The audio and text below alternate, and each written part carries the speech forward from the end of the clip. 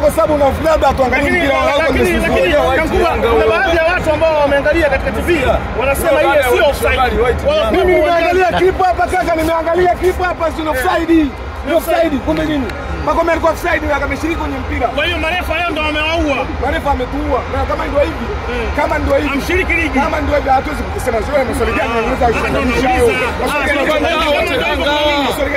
Kama ndio hivyo maana yake nini? Kama ndio hivyo maana yake nini? Umesemaje? Kama ndio hivyo unataka kusema ni marefa kuwaua. Unataka kufanyaje Simba? Maana yake kama ndio hivi. Sometime kama tunalizana nao. Hiyo mechi wacheze wenyewe tu. Wachezaji sio wenyewe. Kwa sababu kama ni ile leo kwenye ligi, watu wanamwaga hela nyingi kwenye ligi ili wao wanachukua makombe tu. Walichasema wanachukua mara 30, sio kimpira kaka. Sio kimpira.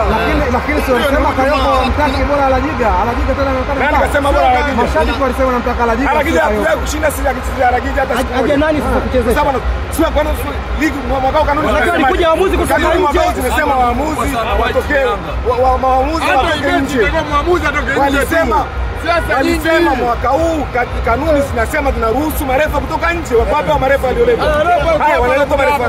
Bwana tuseme inatosha sasa kwa kusema ya kwamba ile nyundo ya Alikamwe inakwenda kugonga kwenye kichwa. Ni dhahiri imeingia. Nyundo gani? Mmetoa kichwa leo. Nyundo inaingia kwa mkeo. Sisi. Nyundo mwenyewe kwa mkeo anashinda. Simba Mwambie nyundo kwa mkeo anashinda. Nyundo kwa mkeo anashinda. Nafasi ya ligi iko vipi?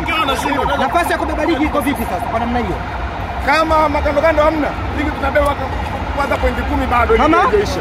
Mechi 10 bado haijaisha, ligi tunabeba. Kwa sababu kikosi tunacho kikubwa tu. Na naomba viongozi wangu wasije wakaingia kwenye mkenge wa kusema tunamfukuza kocha, sisi tunafukuzana, sisi tunatibuana. Hakuna kitu kama hicho. Timu tunayo na timu tunachukua ubingwa na tunachukua